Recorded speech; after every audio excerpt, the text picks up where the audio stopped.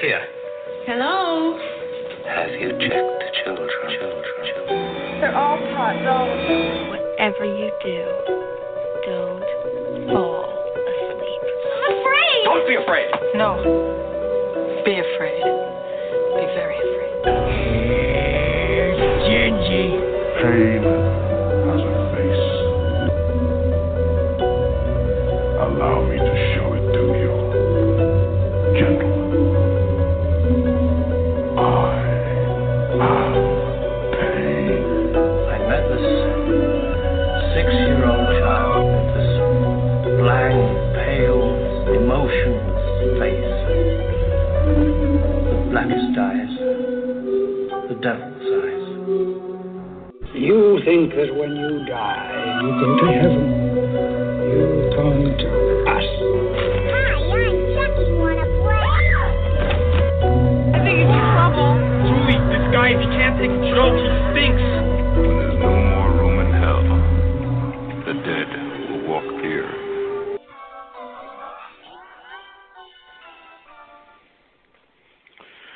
Good evening, Flesh Wound Radio freaks, and welcome to a brand new episode of Flesh Wound Radio. I am Daniel Shine, joined once again by Todd Loya. Todd, how goes it? All's going well today. Just getting ready for the holiday, I guess. There you go. Yeah, we got a holiday theme tonight, as people can see in our show graphic. 20 years, Todd. 20 years since Jack Frost was shot. That's I feel really fucking old. It's like 20 years since I first saw Shannon Elizabeth get the carrot in that tub, and God, I am old now. That is depressing. Really depressing, actually. And Cool. But Shannon Elizabeth still looks good. Yeah. Damn. I'm I actually thinking, I was posted this in her fan I was pages, 20. so but I was 20 when this movie came out. Wow. Wow. Yeah. Yeah, you're like 10. that would made me not old enough to really be watching it, but I managed to find there was a snowman on the cover. You just made sure they didn't see the scary side of that old lenticular cover. You just had to hold that with a certain direction, right? So you didn't want that absolutely. The lenticular you cover love Michael Keaton. And yeah, we even have a Christmas song for our song break tonight. I know I didn't tell you, Dan. Oh. This one you posted. I was like, done. We're using that one. Okay. I was about to ask you about that. I was like, yeah, I know one that would make a whole lot of sense. I'm pretty excited. Doing some last minute shopping tomorrow at the Sugarloaf Mills Mall in Lawrenceville, and hitting up FYE, see if they have any cool last minute gifts. I got pretty much everything this year. I'm not like in a insane rush to get something. I will say, my niece, did you hear about these, what are they called, Hatchimals, or I don't know, these toys? They come out of this fucking egg, and I'm like, oh, all right, sure. And then I look. Apparently, you cannot fucking get them unless you want to pay $250. So, yeah, I think I have to set them up that they may have a disappointment from Santa. Santa needs those wish lists early, kids, because Uncle Daniel's not paying $250 for that thing. My luck, it'll come out and thing will be broken. It won't even come out of the fucking egg. So I don't know. Apparently that's the big thing this year. It's funny because I didn't know about them, but someone on Facebook last week posted, the Target over. They gave the address, has a bunch of them in stock if anyone needs them. So I was like, you know those are? Do we need that? I asked the wife. She was like, no. I was like, cool. Holy shit, Todd. Now I'm like, after I saw Amazon, I would have bought every fucking one. I'd be like the heel walking out of that Target. That can be yours for low price of $200. That's the thing. I didn't know they were this year's Furby at that point. Yes. Or Cabbage Patch, whatever the hell year. Yeah. Yeah. Tickle Me Elmo. There we Tickle go. Me Elmo. Yeah. They just had that on Fresh Off the Boat this week. Oh, really? Because it takes place in the 90s. Yeah. They had the whole Tickle Me Elmo craze as part of it. The one thing, I don't know if you heard today, and I don't know if you were a fan, but since, I'm already dating how old I am, I don't know if you heard, Film Rise picked up the rights to Unsolved Mysteries for streaming, which I know it's a big deal. It's one, I'm sure they'll put out new sets, but for a 20-year run, I don't mind checking it out every once in a while on streaming. And they've already announced it'll be on Amazon Prime starting this month. I don't know when. That's one, I would love to own the 20-year run, but my pocket's like, no, you really don't want to own the 20-year run. Yeah. But that's something I'll just watch. Not this December. Watch. yeah, right. But that's one I'll just, I just watch just to enjoy. I did always enjoy that, and I know a lot of the horror things that have been posted about it lately pointed out, well, that was the one scary thing back then. I mean, you get scared watching that, but you wouldn't watch them like Freddy or Jason, but some of the shit on there would get to you. I was like, yeah, I kind of get that. Yeah, no, there's quite a few things at this point I'd still, random stuff mostly, that I'd love to see on Blu-ray, but I'm about giving up hope for some of them, but because they're too rare. I'd love to see a I don't know, it probably wouldn't happen. Even DVDs, I should say, of all of the HBO Real Sex specials. I don't know. I think we had I want to say there might have been a VHS at one point. Actually, I could be wrong on that. I don't know if they ever did. I don't think so. I had a bunch of them on tape. I remember when that logo came on, and the da-na-na-na-na-na, and you had to turn it down and look over your shoulder.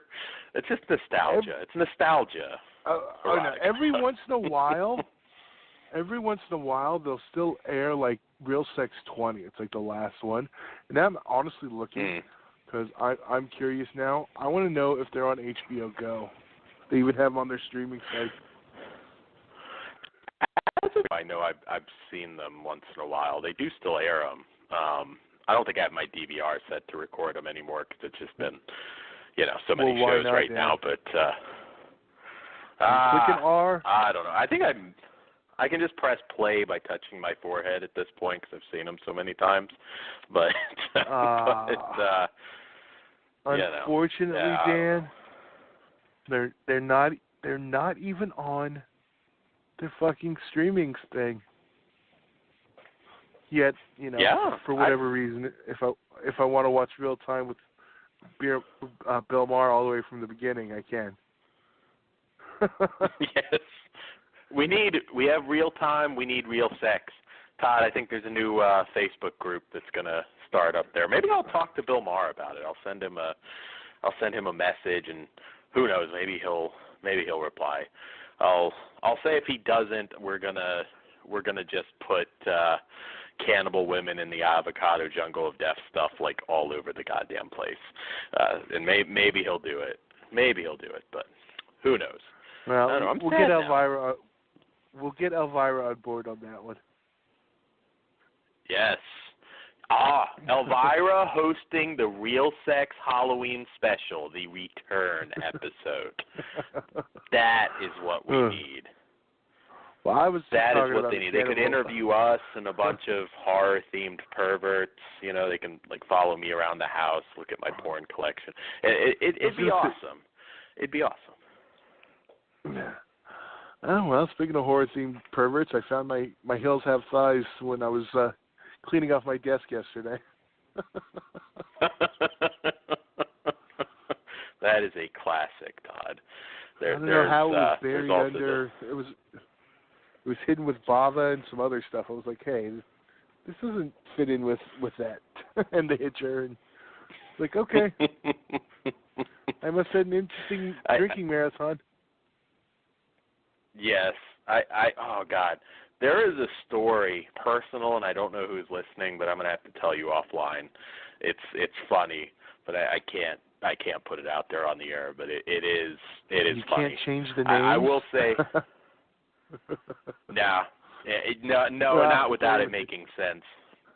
Yeah, I mean, I could change the person's name, but even that, you could kind of figure it. Once I got into the story, it'd be obvious. But I'll have to tell you off air. It actually wasn't so funny for me, but I'll tell you later. Sorry, listeners. I would if I could. I probably will down the line when maybe it doesn't matter. Well, when we get to our After Dark show, I got a taboo one for you. I thought of while watching it, and I will have to change the name. Oh, really? Some of the people involved are on my Facebook, and I have a wife now, so.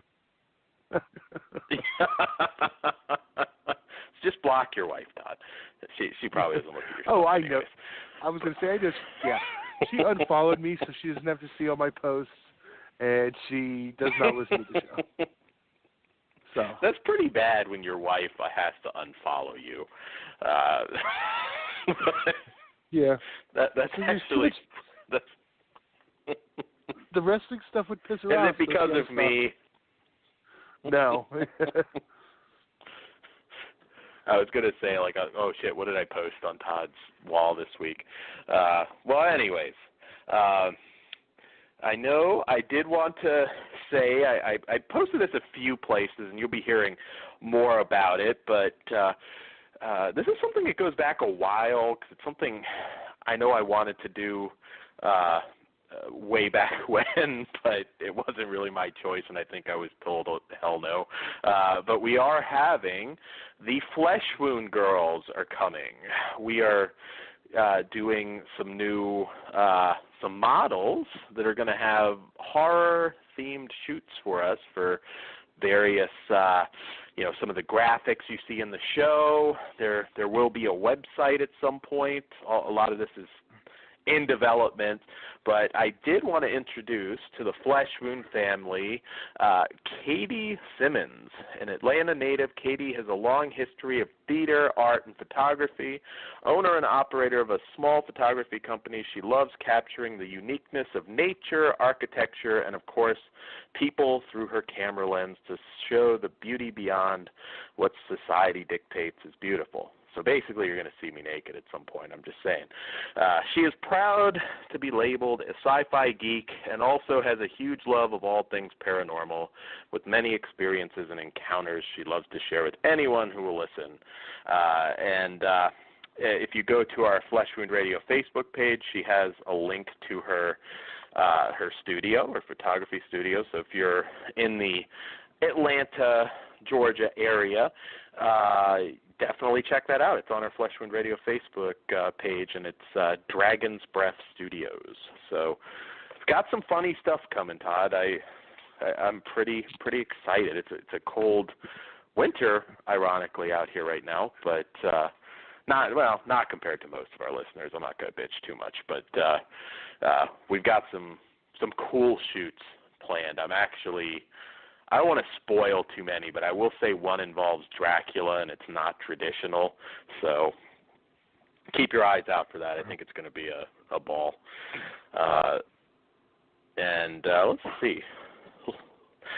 Only bit of news we have, which might disappoint some of you, the Don't Go in the House Blu-ray has apparently been pulled from the new Ronin site.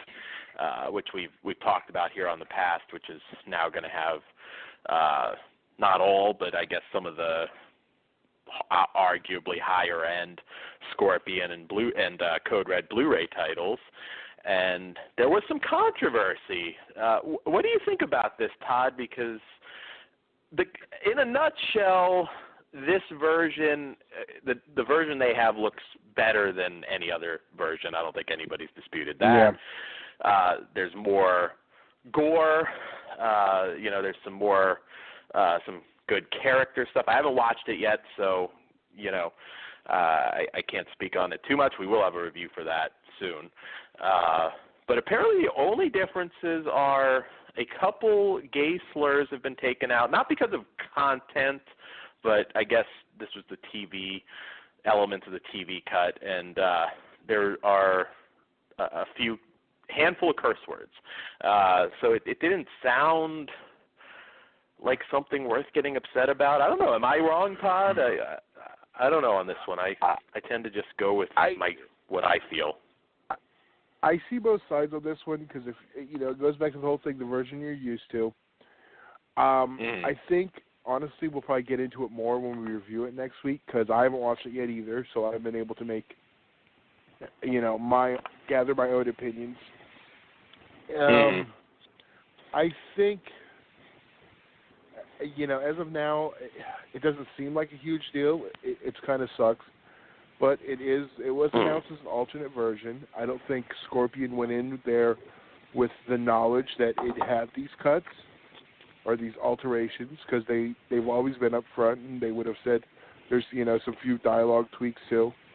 And it just, so it's not I know, more gore or, hearing a couple, curse words. And it's funny because this movie, there's not one fuck or shit in the whole thing. It's like a couple, gay slurs that are cut in the beginning, 3, and then some political they left the whole. Yeah. But I also get the argument of because at first it was thought they were cut for a censorship of like this director's cut, which that would bother me. Yes, it's not politically correct, but it's a time capsule of an era. Ugly. Yeah. So that would be a little different, and I think this versus I don't know if it's the intent is what makes the difference. Like they didn't knowingly go in and we're pulling this word out, but that apparently isn't the case. It was just was a longer version, and and let's be honest, it's not a profanity heavy movie, and no, if you're just you see extra footage and extra gore and stuff like that in there, the last thing you're going to think to check, did they say asshole in like first 15 minutes? You figure that's in there. They're not going to have TV friendly loops in there. You know what I mean? Yeah. That's like the last thing you're going to think to check.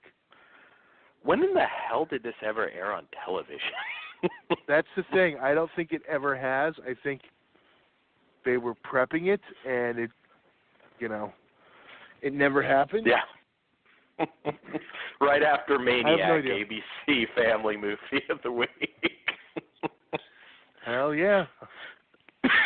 No, that's Joe Spinell just killed a hooker, kids. It's like, will she make it? Probably not. Find out after commercial break. I don't know. That's but I'm happy. Like I said, based on what I saw, I can't. If I knew it ahead of time, would I have still bought it?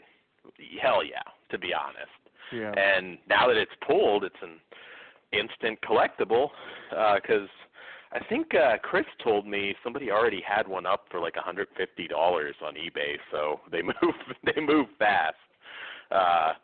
Wish I bought 2, but did not know. But we'll have reviews for that. There is some other controversy.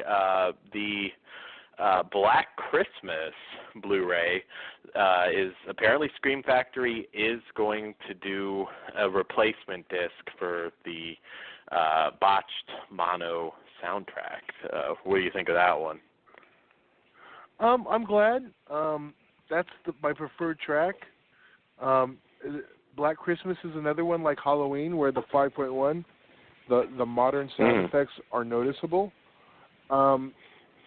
And draw people out of it, the people that are used to it. And the fact that I just got mine today, I haven't even popped it in. And I'll watch the mono track for now to hear what all the big deal was. And I definitely will want the replacement because that's the audio I will listen to. Yeah, no, I'll have to look. I haven't looked into it yet, but I think I do know it won't be till January, I guess, that anything is done. So when we get, for anybody curious that may not be able to find it, we'll update with what you have to do. Well, that's the thing. If you pick that one up. And I 100% approve of this, the way they're doing it. Because to do a recall is pointless. Because that means they have to repress everything. But let's be honest. I would say the people like me and a few others that are going to want the mono track and be annoyed that it is, because you have to think the average the average hipster douche that has to get every Scream Factory just because it's Scream Factory and gets annoyed when they won't know a movie's out from a different company and won't buy it because it's not from Scream Factory, are not even going to change the audio track and even notice there's a defective one. And and they're not going to want a replacement. So you have to figure out, they're going to have to, maybe repress 1,000 discs, if that. Yeah, I mean, it does. Maybe that one sucks a little more, though, because it is Black Christmas, and some people were looking forward to watching their preferred version right before Christmas, which, I still plan to watch the 5.1. Exactly. I mean, I might give it a try again, but it was one like Halloween that the modern sound effects just, I can't do. Well, I think that's all we have in the way of news that I can think of right now. Didn't miss anything terribly pressing, did I, Todd? Nah, probably, but we'll hear about it later. Oh, well, not really, but I did bring up Scream Factory, so since we were giving them shit, I might as well give them props. The specs for Poltergeist 2 and 3 were announced, and the biggest thing of the bunch, and I don't know how familiar you are with this whole backstory, but the alternate ending will be included on there. The one that director, producer, co-writer Gary Sherman said was never filmed. There was never a reshoot. The one that she died before we could ever film it. The one on the Curse of the Poltergeist, he demanded final cut, so his version of the story was the one that made air. Even though it's been contradicted by other people and people that were there and that were actually filmed the original ending. So this ending that doesn't exist is on this disc, according to the director. Which should be interesting because they got an audio commentary with him. It's probably worth upgrading even just for that now. I hadn't pre-ordered those yet. They weren't super high on my list. But, honestly, with that and the history behind that, I'm actually for the first time considering grabbing it from the website just to get them early. That tells you how much I want to see this. Because I'm really interested because, I mean, I've heard stories that the ending was also to protect Heather O'Rourke. The fact that the acting wasn't on par and they were, they had to do the reshoot. Then I've heard the reshoot was planned and for like December, but then she passed, and then they had to push it to January and change it again. The fact there's honestly, I gotta find the article. There's a fascinating read that, and I believe it is webmaster David. Funerty, and he's been I want to say obsessed about this ending. It has a great read about it. It has all the history. I'm just barely touching a little on about this ending. Cool. It's really good. Well, we'll probably review that one then because we like seeing it kind of sort of for the first time. So we'll definitely have that for you guys. So let's kick things off with I don't know, Todd. You want to kick it off with a retro, or you want to kick it off with a new one? More new today. Well, actually. we do have quite a bit in there. Well, we might as well. We're about half and half. No, I don't know. Let's kick it off with a new one. There we go. Sure. All right. Well, let's do our Terror Toons 3 review from director Joe Castro, and this is a twisted and disturbing tale starring the late godfather of gore himself, H.G. Lewis, and directed by Joe Castro. Two sisters, Cindy and Candy, fight to save the world from destruction by the hands of the insane Dr. Carnage and his henchman, Max Assassin. Meanwhile, corrupt, homicidal cops unjustly serve some law to a group of teens as they fight for their lives in this twisted, gory sequel. I should say this picks up right after the first film. Of course, Cindy, played by the lovely Beverly Lynn, and Lizzie Borden, who plays Candy. I know Todd's not familiar with her at all. Absolutely not.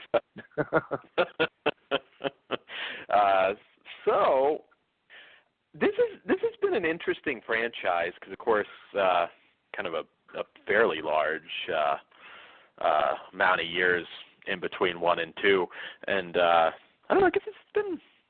Well, not as long, but it's been a little while since 2 came out, I think. And I still remember, and it's interesting from this era, because I want to say it was early 2000s. I want to say around 2002-ish, I think the first film came out. And you always kind of remember certain titles, because when you saw them at that point, the genre was just starting to make a comeback, and in general, and you really remember, like, when you saw something unique on your video shelves, like and there's a couple films like that tonight, of course, Jack Frost, which we'll talk about later, but I remember seeing it and just thinking, oh shit, this is awesome. It was really just drawing me in, and then I figured out that Lizzie Borden from XPW fame was in it, and I was obsessed with getting it. I think it took me a while. I think I bought it at Hollywood Video, I want to say, but of course I rented it first at Sunburst, my local mom and pops, and I took it home, and I really enjoyed it. I mean, it was just one of those movies that was different. It was unique. It wasn't something that you were, seeing 20 of them come out every week. And this one picks up right, it has a flashback to the original film with getting Beverly Lynn's character getting the movie in the mail, and then it kind of, oh wow, this one gets crazy. I've got a lot to say about it, Todd, but I'll let you chime in, because I know, obviously, I'm sure you had a similar story being a XPW fan at the time. Is that how you found out about it? Because I didn't know. I just happened to get it, and then there she is. No, I got it because she was in it. So, and I knew Joe Castro's name from his effects work and stuff. So I was like, yeah, I'm definitely grabbing this, and basically got me into, well, now the trilogy.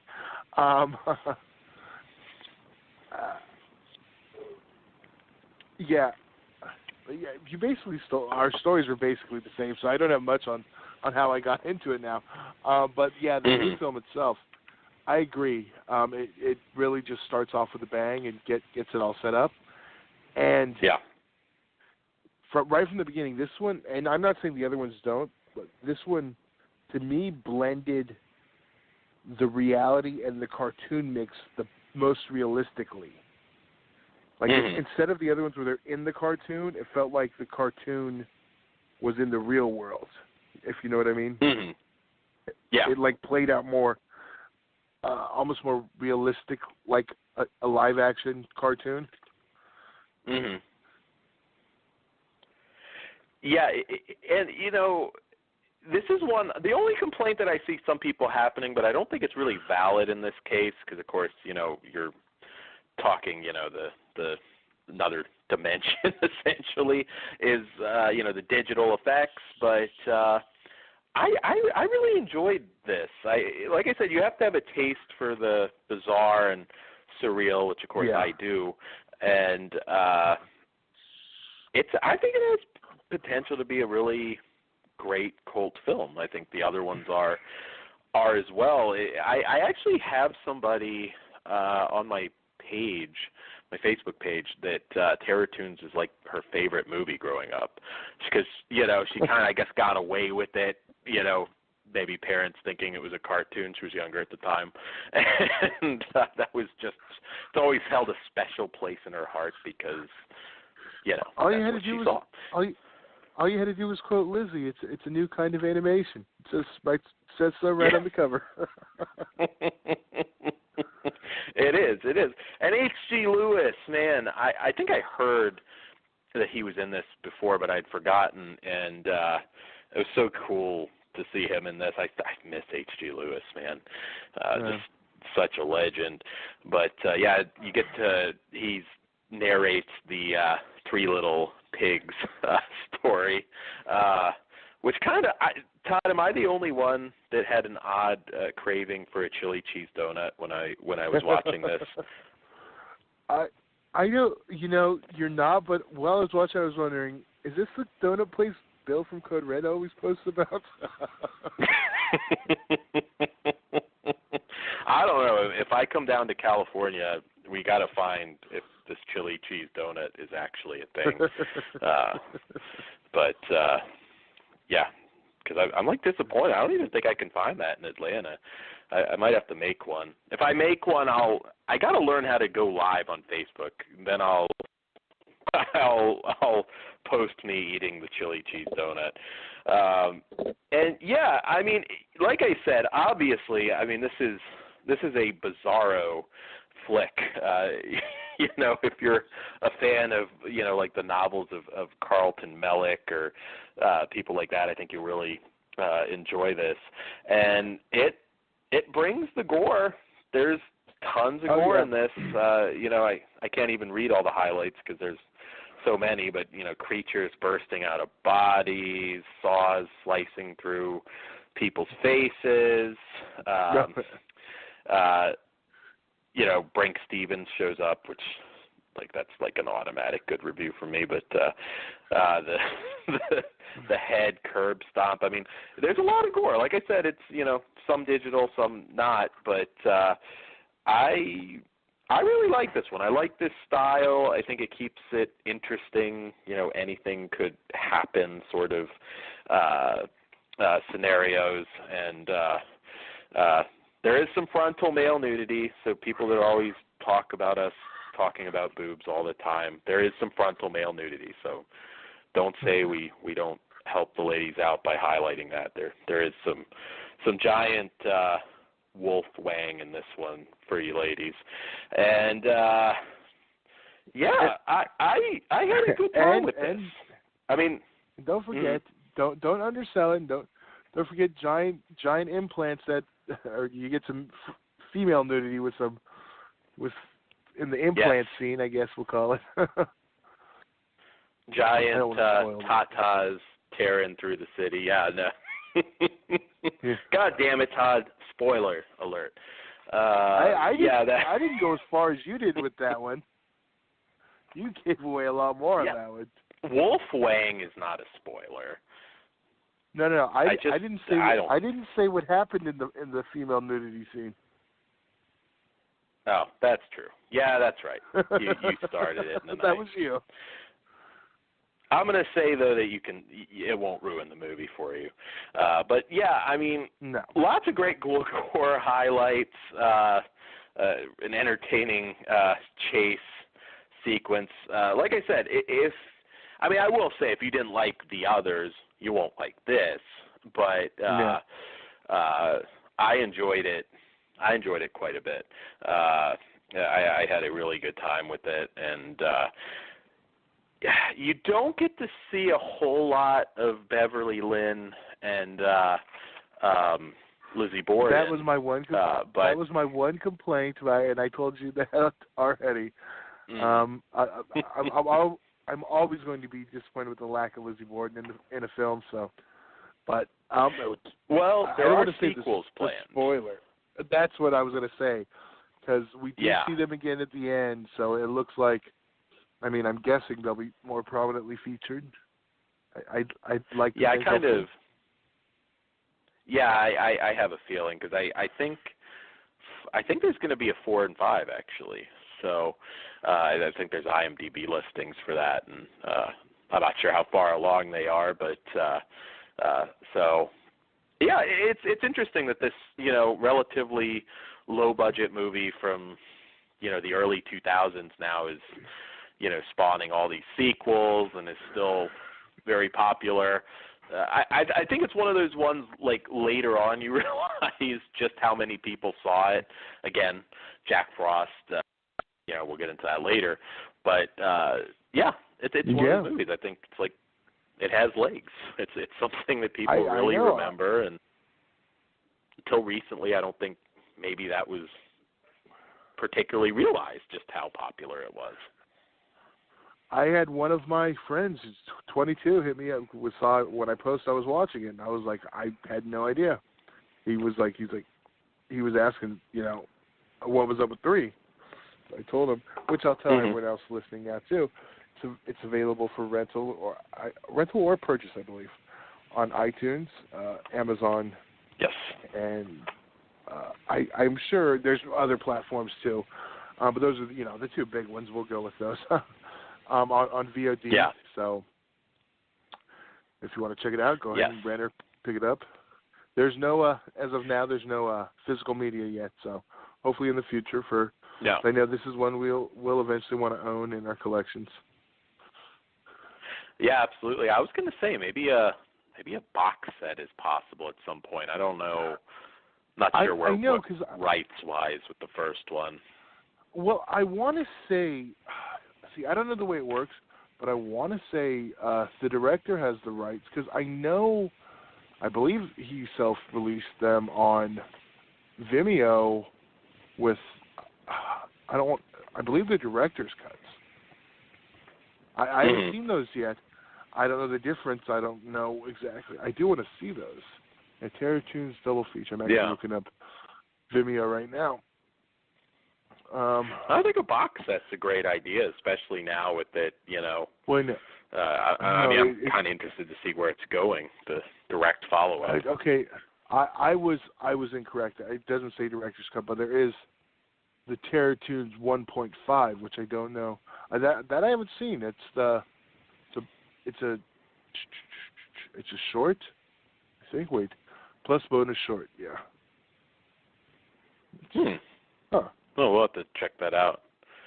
Yeah, it's something I'd love to see a box set of. I think I'm not sure with Brain Damage, because Brain Damage put it out initially, and I know that disc is I think out of print now.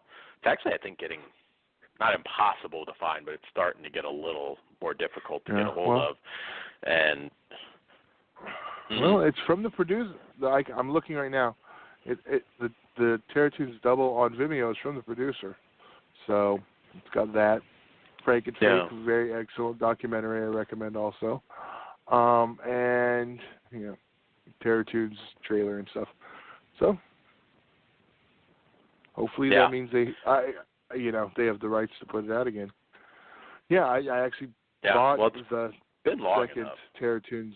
Yeah, I actually bought the second Terror Tunes disc from Joe Castro at Fangoria Weekend of Horror I want to say it was the Burbank one. I believe, was that the one? Oh, okay. I can't remember what year it was. That might have been the same one that they did the Devil's Rejects panel. And if it was, that was the one Rob Black and Lizzie Borden were at.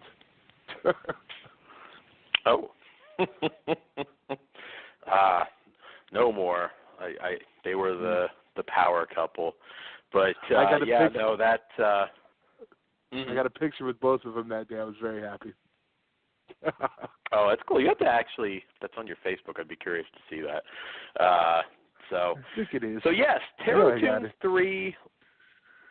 Yeah, I'm curious to see it. Terratoons 3 for me, I give it a 4, but it is definitely one of those ones. You know, watch the trailer. You probably should see the first one. I mean, you don't have to, considering.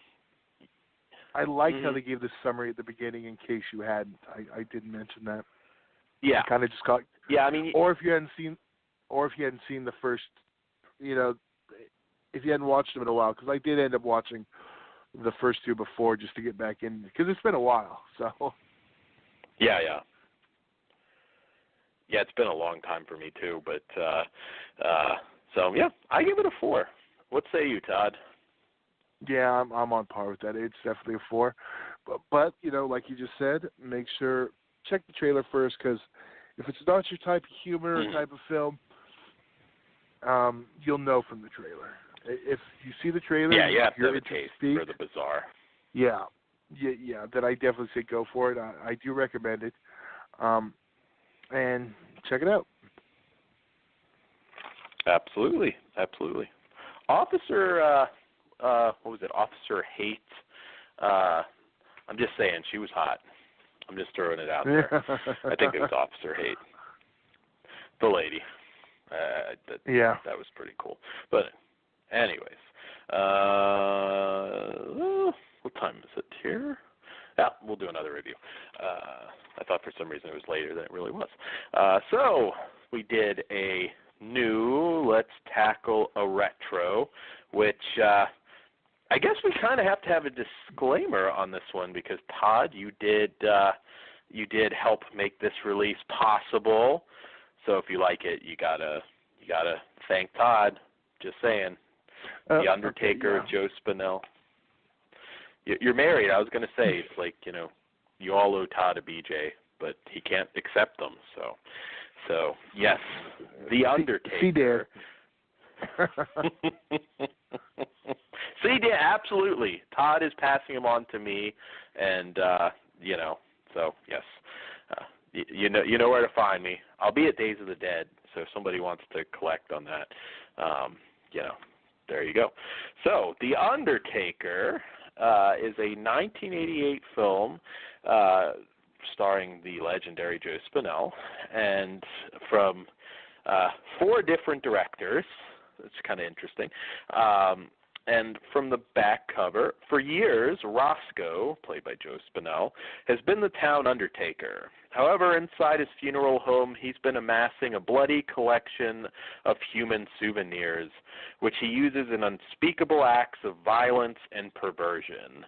When some townspeople begin to disappear under strange circumstances, Roscoe's nephew starts to grow suspicious of the goings-on at his uncle's funeral parlor. As he gets closer to the truth, he inadvertently begins putting the lives of those around him at risk, as well as his own. One of cult superstar Joe Spinell's final films, The Undertaker, is a dark and violent slasher featuring one of his most memorable and flamboyant performances. Long thought lost and only available in bootlegs or its radically recut and heavily censored version, Vinegar Syndrome proudly presents The Undertaker, newly restored from its original 35mm original camera negative and on Blu-ray for the first time. So, Todd, I will let you do the honors first. You helped make this one possible. Yes. Well, I mean, where to start on this? Okay. I don't even know where to start on this. It's a hard one. Like you said, I did help with this. I provided the master that filled in the blanks of the video footage. I've always been a fan of this since the first time I saw it, and it's an interesting story how I saw it and how come my footage is better than the director's, I don't know.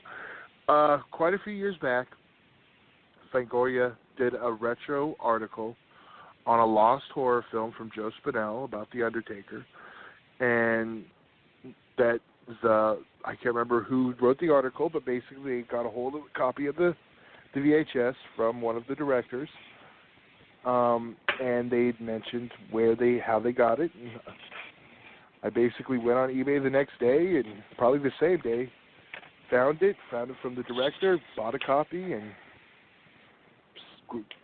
transferred it from VHS immediately to my DVD recorder. Kind of cleaned it up a little bit, and there it was. And when the time came, they got a copy from the director, and it didn't look good. And no one could understand how mine looked better, and I got it from the director. I'm assuming he had someone transfer it for him, and not everyone knows how to properly transfer. There could be interlacing issues, or whatever. Either way, the point is, and his was a generation before mine too. So, go figure. Oh wow. And ever since then, ever since I first saw it, I've just been a fan. I mean, what's better than drunken Joe Spinell being his crazy self as a fucking Undertaker? I mean, that literally. The question that baffles me, to anyone who's seen the Code Red disc, and I'm not bashing Code Red because it was what was supplied to them under the Death Merchant title, which is a horrible recut of this film. Yeah. That one was. I have to say that was the shits. If you've seen that version and hated it, this is, don't let that not let you check this version out. Yeah. This is totally off topic, but I'm looking at Joe Spinell now, and I'm seeing, yes, he could kind of pull off the Paul Bearer. He could be like the hooker killing Paul Bearer now, but I don't know. I'm not good. It's too early to get into wrestling references, but now that's like the first image now that I got in my mind. I know Paul Bearer. Look, we got through Terror Tunes without 100 wrestling references, and we had the opportunity with and the it's connection. Getting worse in my head. It's getting worse in my head because I'm picturing like Spinell like coming out during a bra and panties match and like just like clubbing the girls and like putting them in the coffin and like rolling them out. Wow. Oh, God. Well, let me ask you for someone who isn't like so in love with the film already going in, and this is your first time seeing this version because you've seen the Code Red one, I'm assuming. And I knew that Code Red was problematic. So I mean, I always knew there was a good film here, and I mean, Spinell was one of those guys. Obviously, he was in bad shape. There is some slurring of the words in this film, but he just has that it factor about him. He was just one of those actors that, I mean, this isn't Maniac. I don't want to build it up, make people think that, but it is a really entertaining film from an actor. I've said this about David Hess and some others that I think very easily could have been a De Niro type. I mean, could have done all sorts of things, and I liked it. I liked it a lot. It's something that also late 80s, but it still kind of had that sort of sleazy vibe about it. Maybe it was Spinell. It didn't feel like a 1988 movie for some reason, mm-hmm. And I agree. I mean, you could see the booze coming out of his pores at some points. I'm like, but I'll tell you like this: I will take a drunken Joe Spinell performance over the best fucking Brad Pitt and Tom Cruise performance where they're doing their best work any day of the week, times 5. Especially Tom Cruise. Tom Cruise is Tom Cruise. There's nothing else to him. Yeah. Did you see that douchey interview where he said he could hold his breath underwater for 7.5 minutes? No. Can we test him and chain him under until the time goes off? We'll let him out. Yeah, but then Todd will never see another Mission Impossible. I mean, come on. Well, you don't want to see Mission Impossible 8. Xenu won't let Cruz die. Xenu won't let him die. Xenu, Let's just raise his spirit up out of the water. See, I said metachlorites. I got the wrong thing. The wrong fake sci-fi what is that, religion. Star Wars? Yeah, they're all sci-fi religions. Close enough. Dianetics, Star Wars. I'm going to start the religion of Vampiros Lesbos. I'm going to tell you like this, though. Let's be real. Who had a better sci-fi franchise and deserved a religion out of it? Battleship Earth or Star Wars? Come on. L. Ron Hubbard or Lucas? Hell, I'll take the Howard the Duck religion over fucking Battleship Earth. I get some followers for the Church of the Vampiros Lesbos, Todd. I'm just saying. And I'll do it. I will do it. I will get people to show up somewhere, and I'll get tax-exempt status. I probably shouldn't be saying this on the air right now because they could probably use it against me, but I bet you I could get tax-exempt status. We'll see.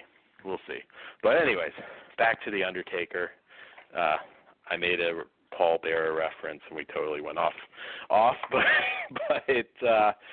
But yeah, I mean, this is the way to see the movie. I mean, This is definitely the way to see this one, and I guess so. What? I mean, I know it's a lot of things, but what specifically, for people unaware, is in this that isn't in the Code Red one? Because your memory's probably better having worked on it. Jeez, I didn't work on it. I just said in the print. Yes. Well, yeah. Jeez, there's so much in the Code Red. It's too much to name, but certain things like when he goes to early on in the film, when he goes to the movie theater and they're watching like the slasher type film filmed for the film. Mm-hmm. What wasn't the film? And the other one, he goes, which makes more sense because then he goes and kills. But in the other Death Merchant version, it's some public domain film. I can't remember which, and that makes no sense that they're watching. That inspires them to kill. I can't even remember what the hell it was now that I'm trying to think. And basically, like all of the gore's cut, it's padded with like more public domain shit throughout, and it's less Joe Spinell, which makes zero sense because that's the reason you want to watch this movie. Yes. Because I know it was rumored that it's like I know. I was gonna say I know it was always rumored that this movie was unfinished, but it was very obvious this movie was finished. Yeah, it was unfinished by they didn't have all the credits all done, but other than that, it was finished. Yeah. No, I know for a long time. Like I said, this was one of those ones that you'd always hear about, and it was just like, oh man, I would have liked to have seen it how it's meant to be seen. And like I said, Joe Spinell, that is a name. I don't even want to just say cult film, because I mean that guy. I mean, at his best, he was damn good. That's just a movie. I think Maniac, of course, and I think his other work as well, or his stuff film fans should see. Period. He used to brag he was the highest paid. He was the highest paid actor on The Godfather, because he went every day, and because he asked Francis Ford Coppola if he could come every day just to learn and observe, if he wanted you to know, and so every day I can't remember who it was signed his name in as for being there for the day, so he was there basically every day they were filming, so he got paid. Well, yes. I think it was second only to what's his name, Marlon Brando. Second, and of course, I was gonna say Brando Rocky. Probably got the bigger pay. Yeah. I think that he pointed that out. And then of course he was in Rocky too. He's a familiar face to people in the '80s because he was, he wasn't just doing horror. Yeah, I mean that's where they need to do the revenge one where he kills Adrian out on the streets or something, and Stallone fights him at the end, boxing gloves versus straight razor, just slicing at him. Slow motion, just like carves his part of his chin off. Couldn't we have got that for Rocky IV instead? Yes, that would have been awesome. Just Rocky taking on Hooker killing Joe. No, see, you just got to start it off. You can even kill Apollo off from him too. You don't need a big dumb Russian guy. Could have been the greatest Rocky. Because that's my least favorite. I know everyone loves it, but it's such a shitty movie if you watch it now. Yeah, it's such American. It's such propaganda. I'll take Rocky V over Rocky IV. You are in the minority there. It's been a while since I've revisited. I used to be a Rocky IV fan until one day I watched them all. I probably won the Blu-rays, and I was like, "This is just garbage." I couldn't stand it. It was just such American propaganda, and I was like, God damn it! I love American All too, but we didn't have to. Yeah, not a fan. But that could be very well coming back now, Todd. I'm just saying you're gonna have like some like badass boxer from Mexico that's gonna like fight Rocky at the wall or something. Yeah, well, I'm cool with that. Yes. God, and they could have done it where he slashes up Stallone and then they like come to like he has plastic surgery for the next sequel, and then that explains why he looks the way he does today. Wakes up in the future. But this is going to go way off track. I'm telling you, though, our movies would be more entertaining. But anyways, let's talk a little bit about the extras on The Undertaker, because I thought they were quite interesting. The making of with writer-director William Kennedy, and I thought that was interesting. He talks about meeting Joe Spinell and originally having Richard Lynch tapped to play this role. I love Richard Lynch, but I agree. I don't know that it would have been the same. What do you think on that one? I 100% agree, and I like both, but this just seems like it was made for Spinell. Yeah. Yeah, I was going to say, I think they talk about Joe lobbying for the role and I think undercutting the price a little bit and using the short end footage to save money. It's a really good interview for a film that we've been aware of forever but have never seen in its proper version. The mob money, I guess much like the porn industry at the time, $50,000, or it's hinted that it was the mob. I don't think he actually used the name, but the movie was paid for on sales, he said, from Joe's name value, which, it's a shame. I would have loved to have seen Joe stick around and do a bunch of movies, even with like Fred Olen Ray. He could have been his like new John Carradine at that point. The guy was just so talented. He's somebody, like I said, if he had done even more work in the horror genre, he would have made even a lesser movie feel like more because he was in it. And there's not a whole lot of people that can do that. And I thought it was a good extra feature. I really enjoyed it, and tells some funny Joe Spinell stories because he was around him quite a bit at the end there, because he died. It wasn't even a year. Wasn't it just a few months or something after this? It was close to, yeah. I don't know the exact timeline because I don't know exactly when this was, shot. It seemed like it was shot over a longer period of time than a standard film. Yeah. They talk about it. Yeah, I don't know. It's a shame, but great extra features as well for a movie that like I said, you're aware of it, but you probably haven't really truly seen it till now. So again, thank Todd. Yeah, or curse me because there's video footage in there. But without it, it wouldn't have. You wouldn't have had a full film. And thank God. And I didn't know till I saw it how they were going to do it.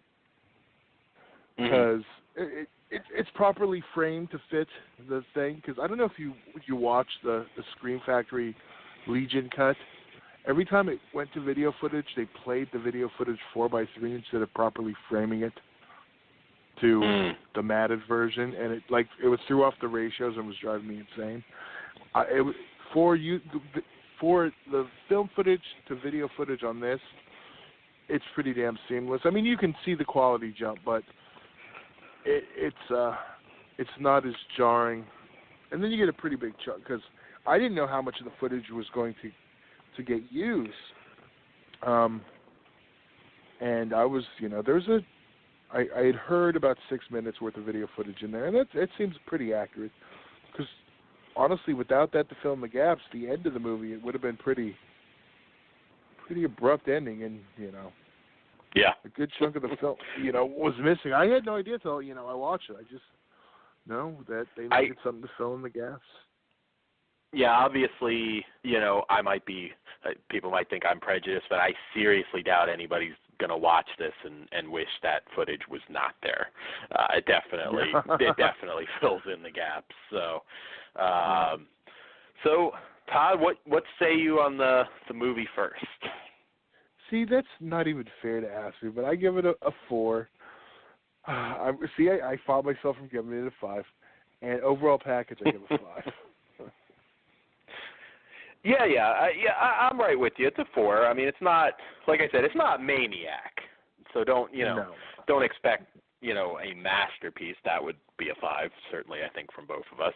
But I think it's a lot of fun. If you're a Spinell fan, get this disc now. And Extras, I give a 5. I was very, very happy. And we should mention it is a limited edition. And it's only currently available on the Vinegar Syndrome site. Now, is it something that I haven't heard this definitively? Are they putting out a budget version at some point, or they have not said. All I know is this. Unlike the Jack Frost, which it's only the slip is limited, you can get the disc anywhere. As of right now, this version, whole thing is limited. So, what is it? 1,000? I'm trying to remember now. There was no number, and I don't think that there might have been a number. I don't remember, but there's no telling. They could always release a wider version without the slip, but as of right now, this is it is limited. So no clue if there'll be a budget down the line or what. Okay, so if you want it, I would recommend grabbing it. So, and I'm also at 4 and 5. So we are almost on the dot, halfway mark. So Todd has a song that I saw somebody post, and it really brought me back. So it is a Christmas song from the Crypt Keeper. So see if you remember this one. All right, we'll be back in 3.5 minutes.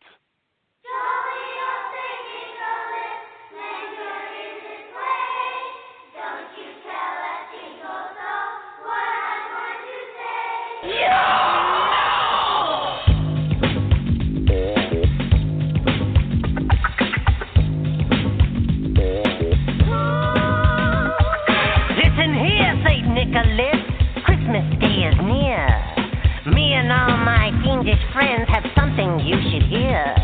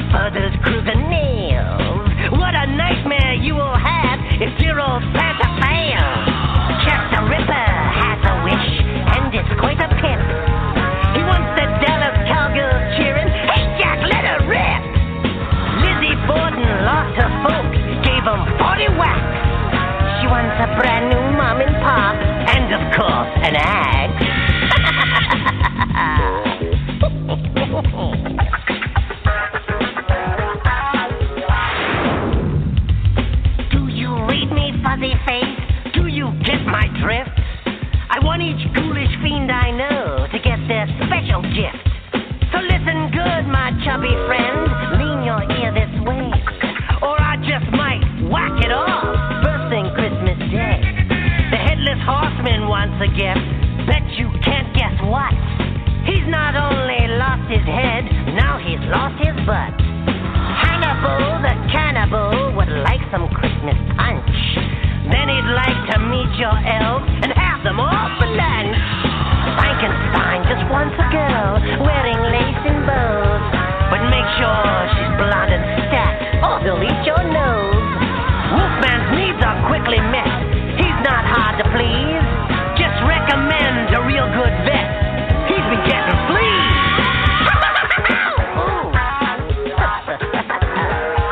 Well, that's the list, St. Nicholas, weird as it may be. And you don't have to even get a thing for creepy me. All I ask is get these gifts for my friends some way, or we'll have roasted Santa Claus for lunch on Christmas Day.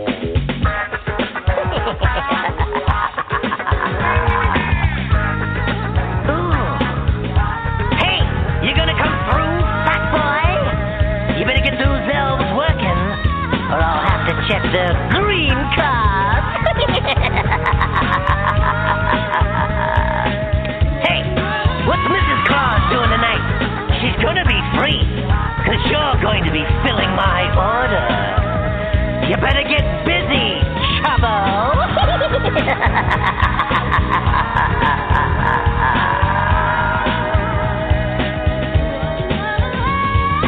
Jolly old St. Nick.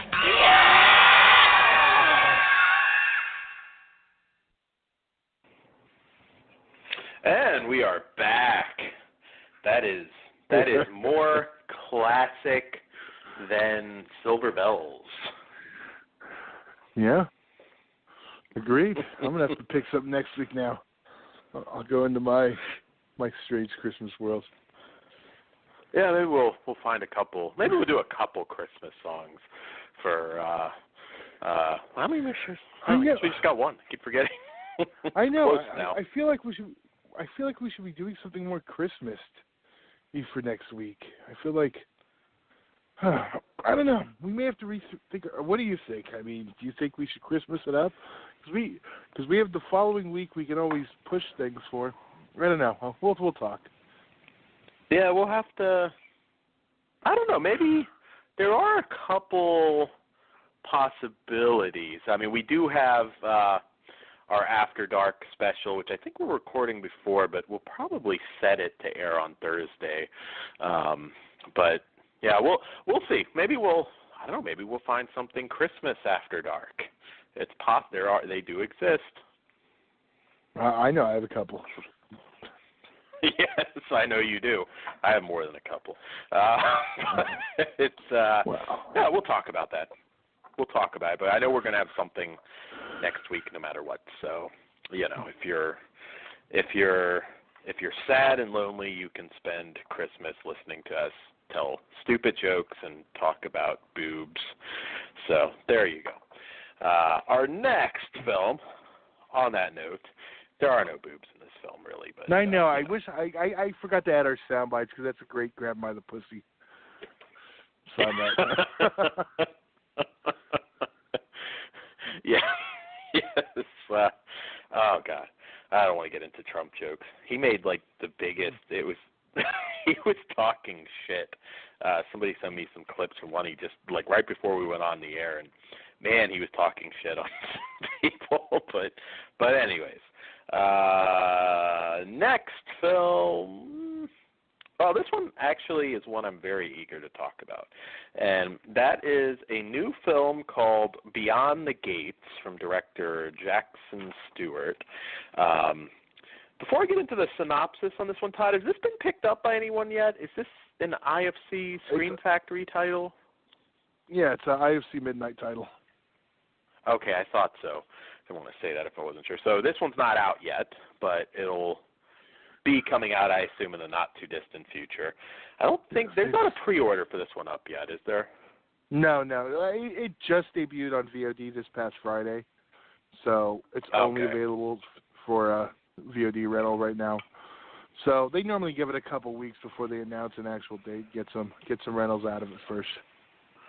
Okay, I was going to say with Anti-Birth, I think, which I'm looking forward to, that they're putting out. All right, so synopsis: in the wake of their father's mysterious disappearance, two brothers, Responsible Gordon and Reckless John, reunite to sift through the contents of his VHS rental store. Among the inventory, they discover an interactive VCR board game, which their father viewed just before he vanished.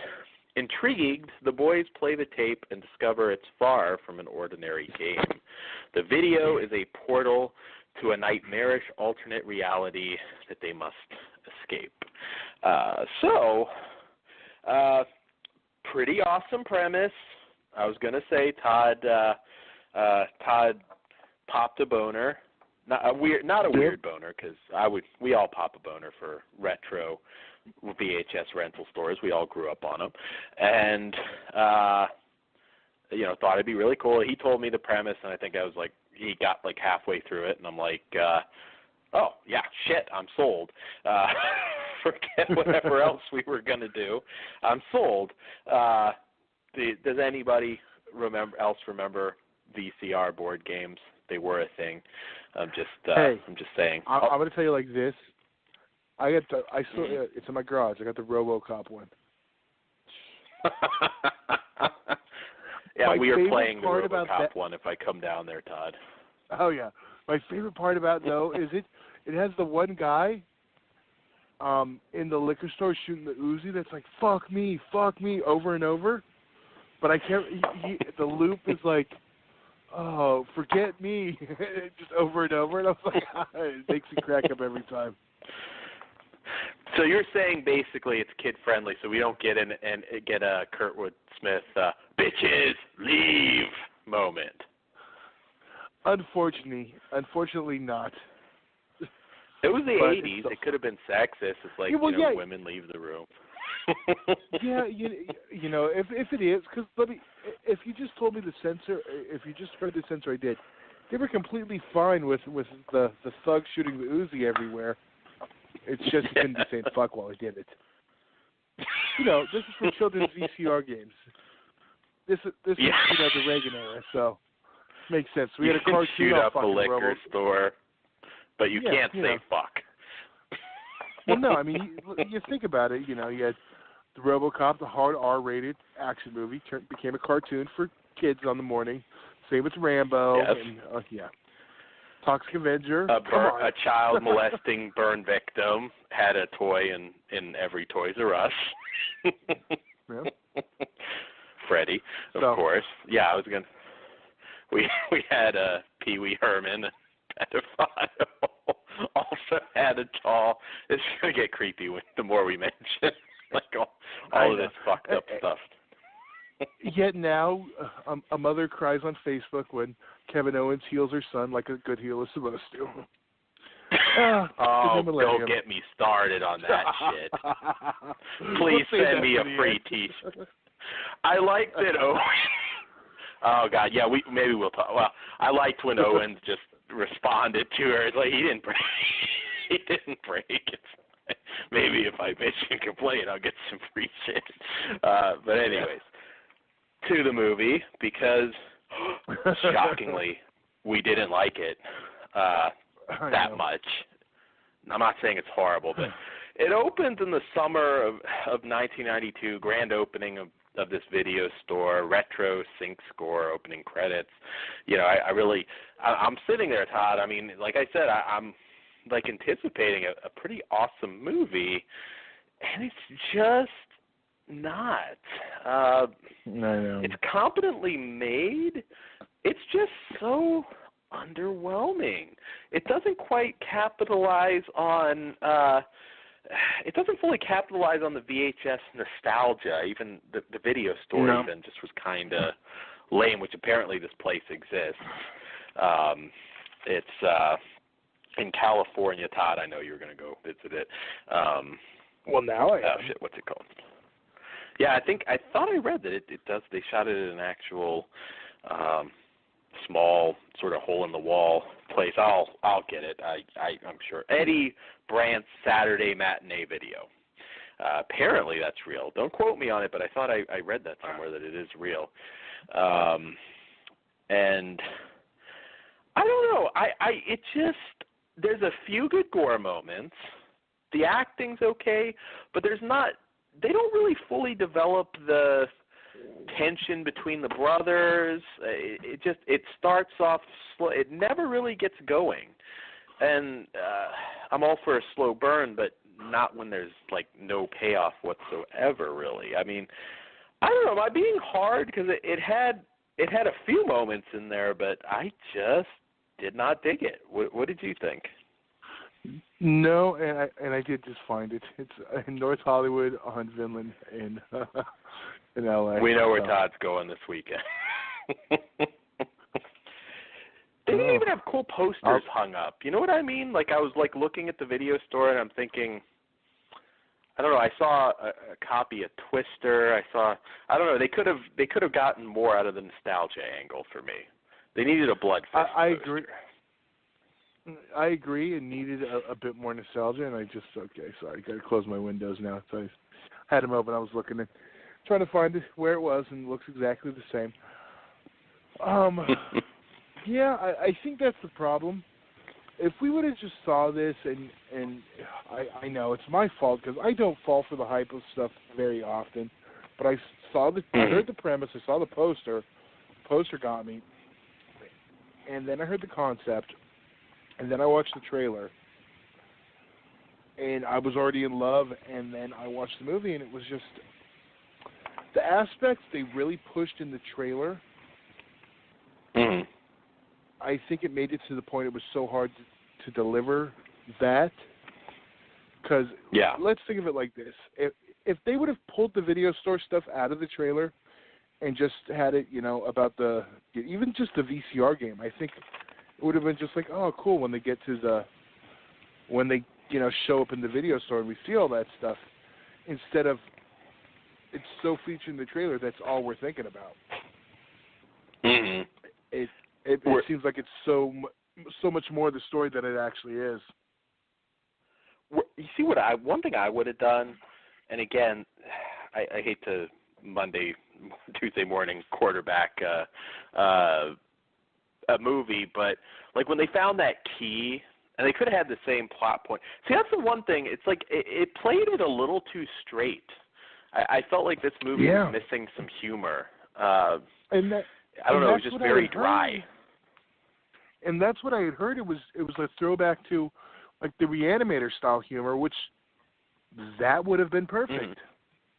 Yeah, it doesn't have to be totally ridiculous, but it just, I don't know, this movie wasn't funny. I mean, there was just, it just kind of just crawls along. And you do have, I will say, there were, you had a pretty cool exploding face. There were a few good gore moments. Oh, yes. But when they find the key, or they pull the key out of the head, the second key, I believe it was? Yes.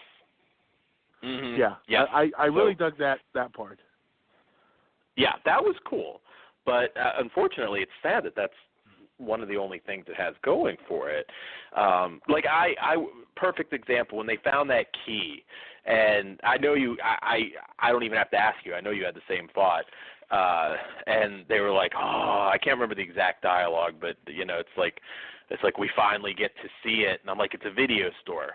When they were younger, what you wanted to see at the old mom and pop video store. You wanted to go see the saloon doors or the basement porno section. And that's exactly where I thought that was going. And I was going to mark out, and I'm like, no, it is an office. There were so many moments for humor, and it's not unwatchable. I mean, some of you may find this a perfect. I can't see anybody saying it's more than average, to be perfectly honest. But this is one of the bigger disappointments this year for me. It felt like I'm like, wow, that was it. And it wasn't all because of budget. I cannot say, oh, well, they just didn't have enough money. In this case, I just really think it was the pacing, the script. You know, because it doesn't work as totally as a serious horror movie. There's just of a conflict there. It's just nothing particularly interesting really develops. Although the concept's awesome. It's one of the better, and maybe that's at the end of the day, it's the fact that it had such a cool concept and nothing. I mean, like I said, the redneck friend, I'm kind of thinking, well, I thought he was going to play some kind of a role rather than just be, just cannon fodder. I mean, it just, I don't know. I was just very, very sad that this wasn't better because I was so excited for it. I don't know. It's kind of like going to a 5-star restaurant and then just seeing that they have Spam on the menu. You know what I mean? It's just like, oh, it's just not. Yeah. I don't know. I mean, I've been struggling with my rating on this one. Do you want me to go first on this one? No, I'll go ahead. Okay. I was really disappointed. I give it a 1. I was almost going to give it a 2, but the only thing I can truly say I liked were a few good gore sequences, and they're brief. They're well handled. It's good effects. The director, I think, actually has worked on Supernatural. So, this is one. It should have been better. They had enough that they could have made this better. So it's a 1. I'm sorry. I just didn't like it. I didn't like it, but I think there's aspects that people will enjoy. I'm a little higher. It's still below average in my opinion, and I'm giving it a 2. Okay. And I just couldn't do it. I don't know. But here's my thing. Even with the modern horror crowd that like the ABCs of death, the some of the weaker VHS, let's say viral, and stuff like that, I don't think they're going to. I think something like this is going to be way too slow for them. And for the some of the older horror people like us, it's going to miss the mark of what it was going for. I think it's a miss, and which kind of sucks because I think everyone involved with it is talented. It's just it didn't click where they wanted it to. Yeah, I agree. So, well, let's see. Maybe we'll have better luck on the next one, which is Never Open the Door from director Vito Tribuco, who also directed Bloody Bible Camp a while back. This is a very different film. And it follows 3 couples who are enjoying Thanksgiving dinner in a secluded cabin in the woods when they are interrupted by an unprecedented event that will forever change their lives. A stranger comes to the door. He is severely wounded. They let him in, but he throws up blood onto one of the friends, Tess, and dies while uttering his last words, "Never open the door." The group is dumbfounded and starts to panic. Tess goes to wash off the blood, and soon after vanishes from the cabin. When a different Tess comes to the door, unaware of what had just happened with the stranger, the remaining friends start to argue as terrifying events begin to unfold inside the cabin. Who will open the door and who will escape the cabin in the woods? So, Todd, I'm curious to hear what you think, because I actually like this one quite a bit. I did too. There's aspects that bothered me at first that I was kind of like, it kind of didn't make sense to me. Too modern for black and white? That was my problem. I was like, now it just looks like you're being an artsy fuck for no reason once they pulled those goddamn cell phones out. And that bothered me. But because I enjoyed, after that, what was going on, I kind of let it go. But right as soon as they pulled those cell phones, I was like, because they could have got away with a period piece, which I thought is what they were doing until they pulled out the cell phones. Yeah, I wish they would have. I wish they would have left that out. No, that was it. I just wish they would have left that aspect out. Luckily, like I said, I was able to get over that and just continue enjoying it. But what are your thoughts on that? I did have that same thought because I was kind of like, there's something odd about a black and white film, and then you know, you've got cell phones and what have you. But I'll be honest, I was drawn into the story, so that was a minor annoyance that I quickly forgot. This is obviously a Twilight Zone homage, you know, Alfred Hitchcock Presents. I mean, this is Outer Limits. Yeah, absolutely. This is one for classic horror sci-fi fans. I don't know, and maybe a little Showtime Outer Limits because we got some nudity. Yes, there is some black and white boobies, indeed, little black and white ass crack. Nothing too perverted, but it is there, and I really love, you know, of course, not always strangers in this case, they're all friends, but, you know, just people being locked in a confined location and, you know, figuring out, you know, who's causing the trouble. And this one I thought had great mood. I think the actors were all great. It's a high-end indie movie. I didn't know anything really about it, quite frankly. It's one of those ones you pop in and you're like, wow. You're very pleasantly surprised, and I don't want to say too much, but it's not one that's overly predictable. It's like I said, minus a little bit certain content. This is one you can probably watch with just about anybody who enjoys that stuff. There's nothing too you know, too horrible in terms of gore. Yeah, and the nudity-wise, it was just a brief shower scene. I guess we'll just say that. Yeah. Yeah. So it's nothing too extreme. There was some demon smooching too, but demonic smooching.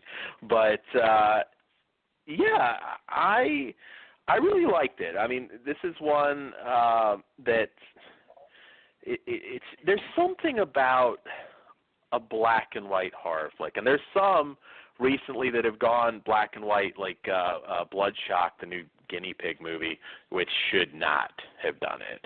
It just a gore film, no. I did not know that did. I was unaware of that. Yeah, no, they do. Which I am not. I am not watching. Interesting. Oh, did you get it? No, I haven't yet. That's one I'm probably going to grab with some Christmas gift certificates and such. Well, there you go. Maybe we'll review it at some point. But, yeah, this, though, there's something about that old feel. Like, you know, when Black Sunday, always one of my absolute favorite horror movies. There's just something so moody and it's hard to recreate that in a modern movie. Not a lot of people have been able to do it.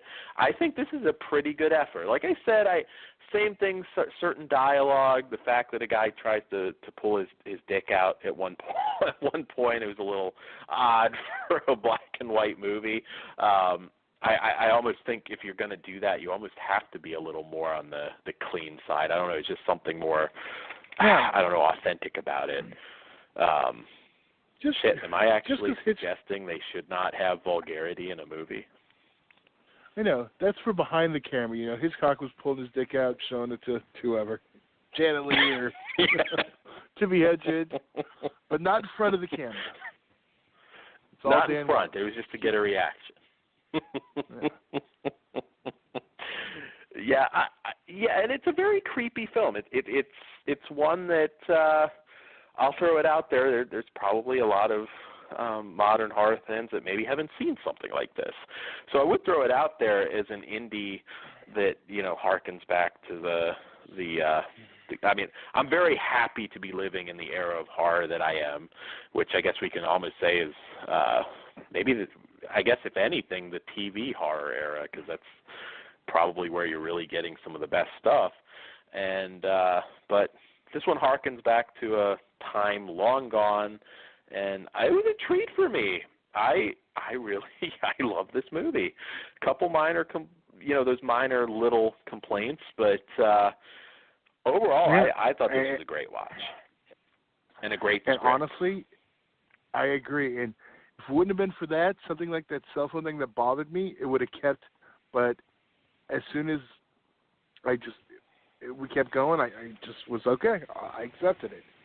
And in a lesser, film, lesser script, it would have been something that would have ruined it completely. Yes. No, I agree. So I give this one a 4. I really do. I think it was a real treat. I didn't necessarily think that this was going to get the high rating against Beyond the Gates, but sure enough, I guess it's like I tell people, sometimes just don't overthink the movie. Just pop it in, and maybe you'll get surprised. I was. So what say you, Todd? I'm with you. I'm with you on that. Main event. It's a 4. And also, we should mention it's a packed disc. There's quite a few special features. Got some commentaries, or a commentary, but interviews with everyone, and I enjoyed the special features also. I mean, we're not really going to number on this. We tend to only do that on retro stuff. But it's nice to see a stacked disc for a new film, and everything on it was some good interviews. So I was very happy with the overall package myself. And Absolutely, you get the extra. I'm glad they went with the nice piece of artwork on the cover, because I think that'll help move a few units too. I like their choice of poster. It will not hurt. I'm being honest. Yeah, that's true. It will. Like I said, it will not hurt.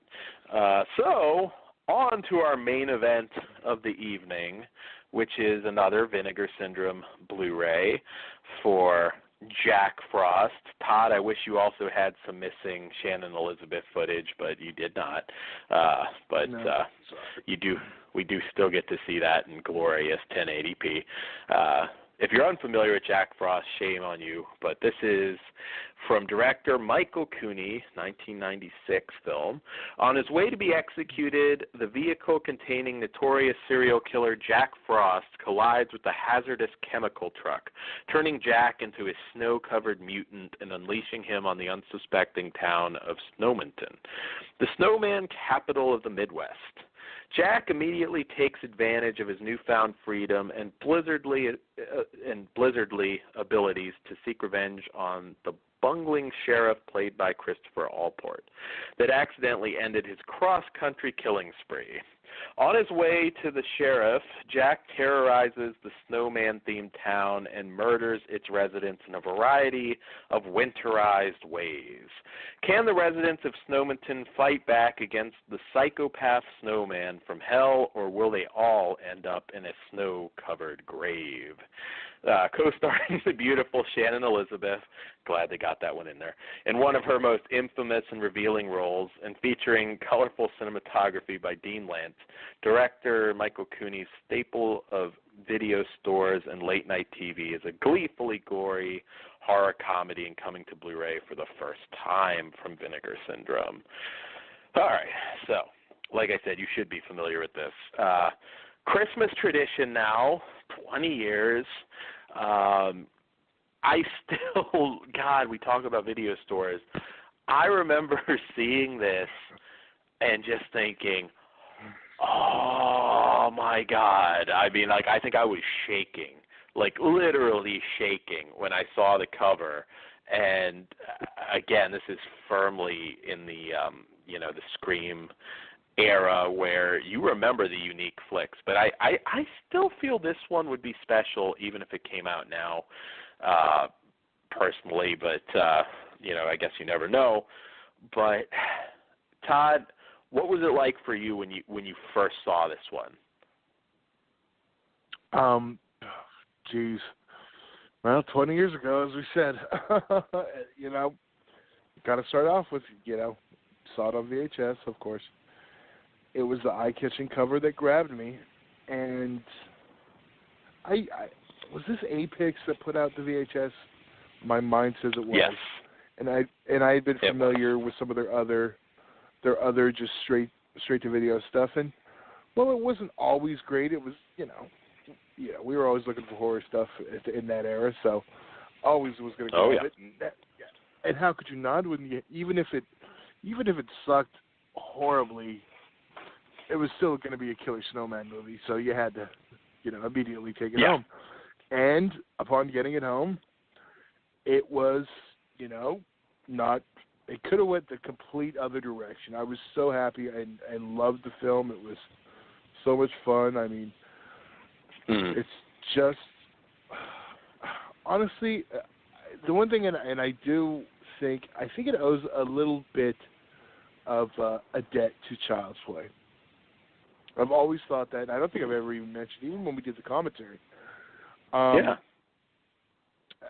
think, it's very much the premise is, the whacked out version of Charles Lee Ray going into a toy. This one's, the serial killer going into a snowman.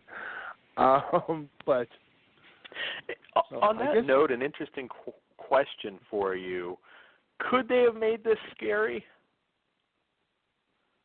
I think they could have, but I think it would still get laughs.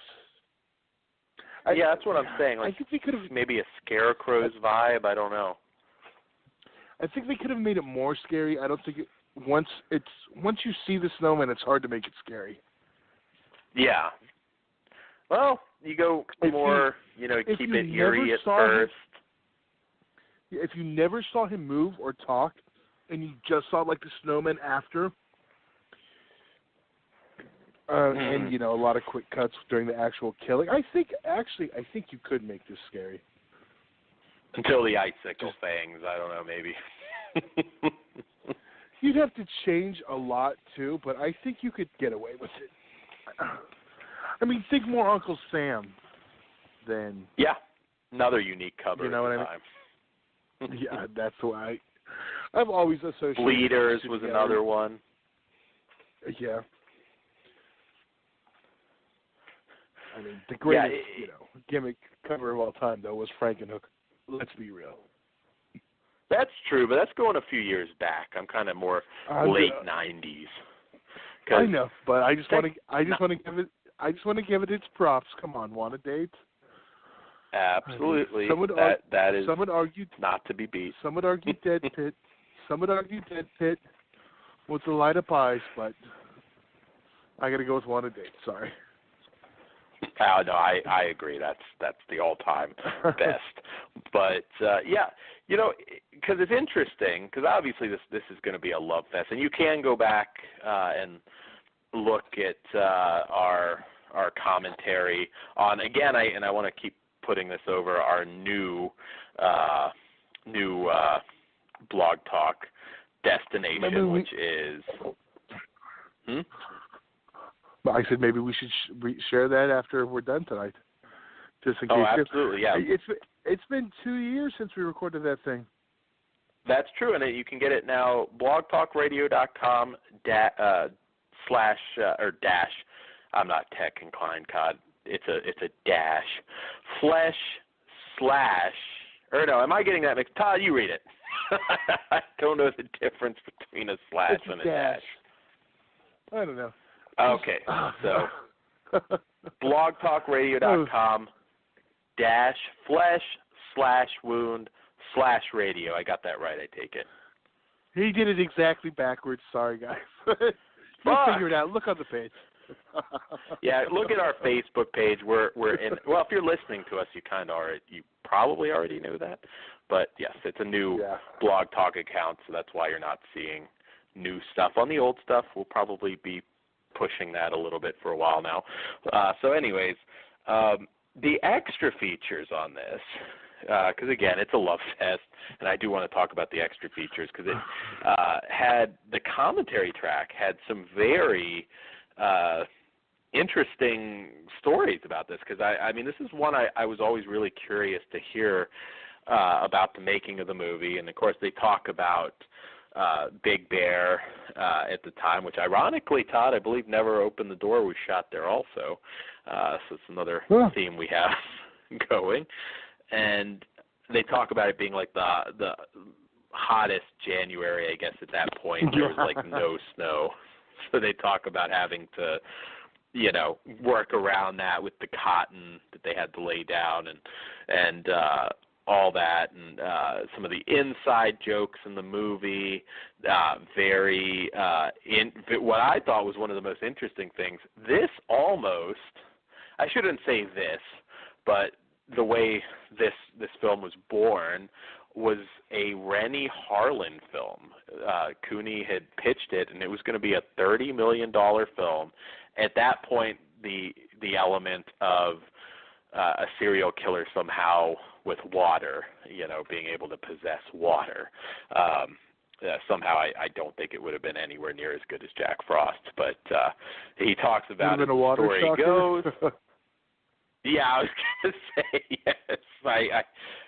Because apparently, as the story goes, Renny Harlin's girlfriend, I guess at the time, thought the script sucked and decided he shouldn't do it, and he did Cutthroat Island instead. So, you might not have had the Gina Davis classic quite the same way. But I'm going to say I'm glad that we didn't get the Renny Harlin water serial killer movie. That would not have lived up to this. And like I said, the commentary is great. I don't want to go over it all because if you're a fan of the movie, you want to listen to it.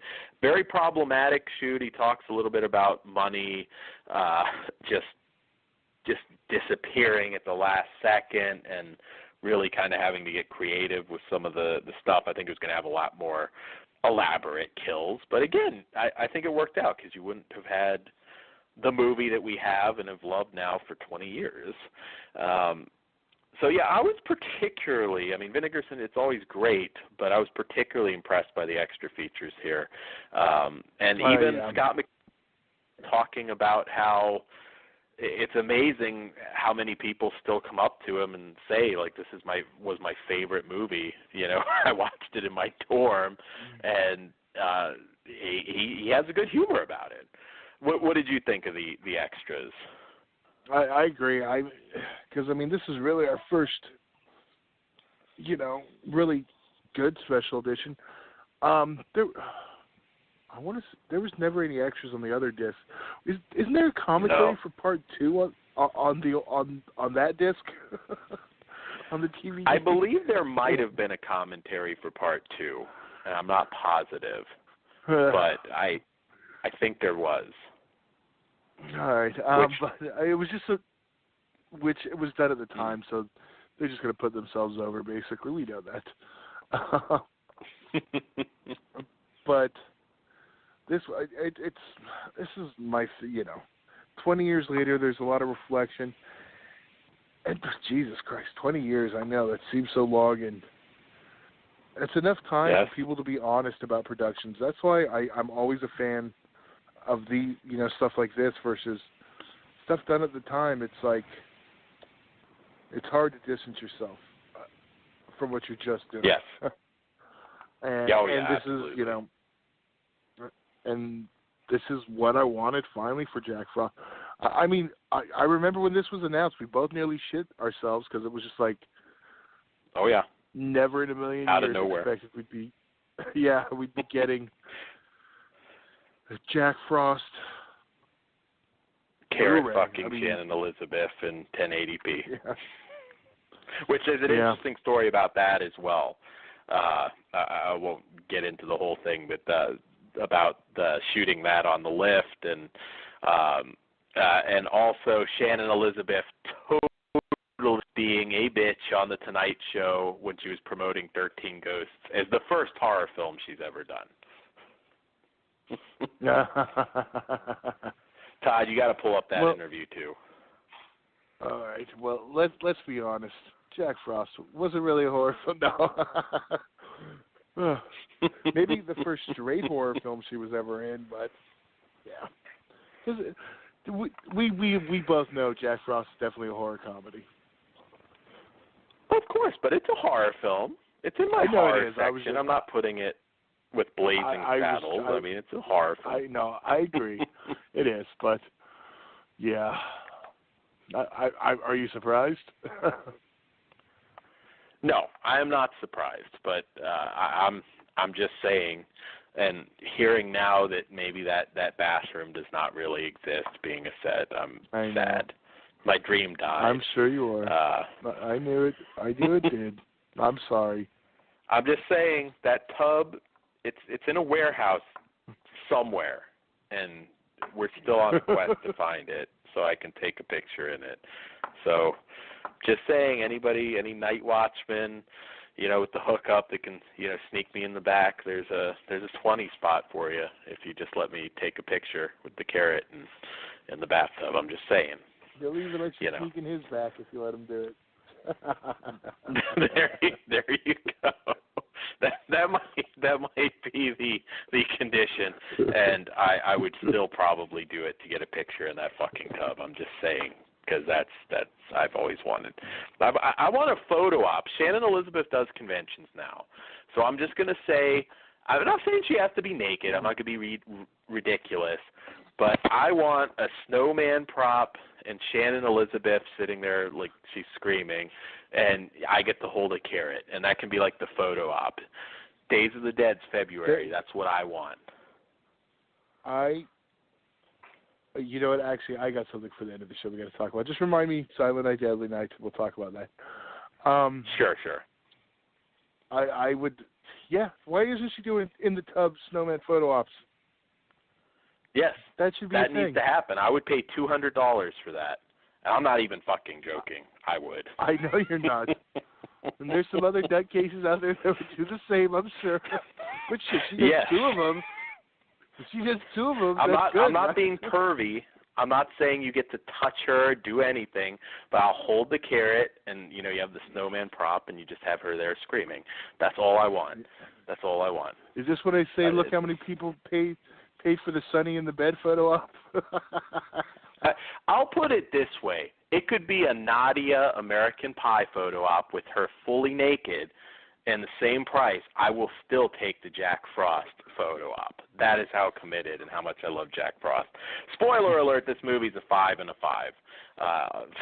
For extras and movie. We won't beat around the bush. I assume that's the same for you because this is a holiday classic. It is a holiday classic. It's not my favorite, but I guess this will transition. I must be still sick. We're going to. What's the word I'm trying to think when we're switching topics? Well, segue into. Thank you. Segue. I guess whatever at this point because we've got to. No, but that is. I know. I'm still fighting off sickness, so I couldn't think of the word segue. Yeah. All right. Well, there you go. From that, my favorite. I'm segueing into it. My favorite horror film, Silent Night, Deadly Night. I know you saw the article I posted about the star of the original, Robert Brian Wilson, finally embracing his film history, being in Silent Night, Deadly Night, and even at some conventions, and I hadn't heard this till this article, at some conventions, even posing for photo ops in the Santa suits. Oh. I'm like, Cha-ching. I've done a couple photo ops, but I've never done any of I have to go do this one, the when Robert Englund did Freddy, even some of the other ones. But I'm like, this is one I would pay way too much just to have it. I mean, that is pretty badass. It also brings up the point I had mentioned. Someone needs to get this goddamn movie out of Anchor Bay's hands. It needs a proper restoration. It needs a proper special edition. I pray someone like a Vinegar Syndrome or a Arrow gets it. The thing that's even more infuriating is the fact that there is a better print than the one they used on the DVD, the one that's screened through Fangoria at the screening a couple years back and now airs on Showtime and on-demand outlets. I mean, of course, yes, it is the R-rated cut, but technically so is the master they have with video footage that horribly is mismatched by. I don't even want to get in that onto that Blu-ray right now, but we need someone to save that. Yes, that one I feel doesn't count, and that's one we're still waiting on for Blu-ray because that was particularly awful. It was nice we finally got a commentary on the first one. That's a plus. Yeah. But other than that, it was. I would have. Yeah. I would love to see the first two. I'm. It's hard with the second one because it is so much, but I think it'll happen eventually. Because Anchor Bay has let pretty much all of their rights on stuff go. It's like at this point they're like, we made our money. I wouldn't be surprised they renewed it just long enough to do the Blu-ray. Because I mean that's basically what they've done with a lot of stuff. I mean, honestly, I think the only ones that are going to hold on forever are Halloween and Evil Dead. Yeah, those as will they be the probably two. should. I'd like to see someone else get a crack at them too, but I was shocked when they let Evil Dead 2 lapse. Well, I was going to say at this point, I mean, Army of Darkness. I mean, shit. What you're going to call it? Come on, we don't need to do anything with this. You're going to give us our money edition. Your money edition. Yeah. Well, that was one for them. They only had a limited. People make that one like the one they hoard out the most. It's actually not, because if you think about it, there's been one version that they did, because Universal only gave them that small window of rights. They did the limited one that had both the discs. They released those 2 discs separate because it was the 2-disc one, or you could buy the bootleg version or the theatrical cut. That was like your 3 choices that came out at once. You could, and then they repressed. They could have. Oh, go ahead. Another one. No, I was gonna. And then they repressed the Boomstick edition, I believe it was, which was just the first disc repackaged because their rights were expiring. That's one they didn't even do multiple versions. They just repackaged it like 3 times. Yeah. Versus Evil Dead, they've made like 10 different ones. Yes. But let's be honest. They could include one special feature, which is rough VHS footage of Bruce Campbell scratching his balls at a Fangoria Weekend of Horrors in 1991, and people will buy that disc for any of them. That could be it. There could be no other special features. They could just put that on there, and they'll sell thousands of copies. That franchise is so rabid that I'm surprised we didn't get matter. a new one this year, especially with Ash vs. Evil Dead. Yeah, which I have to catch up on. That's why we don't have TV Terror Talk right now. But on that note, I don't think we're going to go too deep into it. We really haven't lately. But what did you think of the finale of Walking Dead? It's like we're no longer Negan's bitches edition. I don't know. I'm kind of liking Negan too much. Here's my thing. I just hope that they're not pussies about the whole thing and like kill off Negan sooner, because a couple fucking millennials are all fucking butthurt and will watch it now because it's too realistic for them or whatever. They're bitching and moaning and we don't like Negan, kill him. Mm-hmm. I just hope they don't bow down to it and do it. I want shit. If they do a spin-off show, they need to have him. Well, he's in it next season. So well, and especially they'll my beat him, but they won't kill him. I agree, but I was thinking there's a way to, because he's too good to even kill off. Because my whole thing with this show is, and it works like this for everything, is people are looking at it from the perspective of these people, the Rick and Company. But from the other perspective, it's, who's really the good guy? I mean, to the people who follow Negan, he's doing what he has to do. Yeah. I think there was an interesting story you can tell and have, for lack of a better word, have Negan as a face building up to where they eventually meet. Hell, you could bring him into Fear the Walking Dead and tell a really cool leading up to story. I mean, that's the character I like. It's just the timeline. Yeah, no, that is one interesting way they could. I mean, the timeline, it's tricky, but because I think they pulled back a little bit on the shows are going to cross paths, although I don't know if they've definitively said yes or no, but I think Kirkman said it's going to get harder and harder right now, because I think they're over 3 years into it now, right? So yeah, since Rick woke up, so distance, time. I mean, it's possible if they really want to do it, they could find a way, but. Yeah, I mean, my whole thing is it doesn't have to be a typical, we get revenge and kill the bad guy sort of end, which I know in the comics, like I said, I don't think he's dead in the comics. I could be wrong, but I know he gets beat, but I don't think he's dead. And I do want to call out.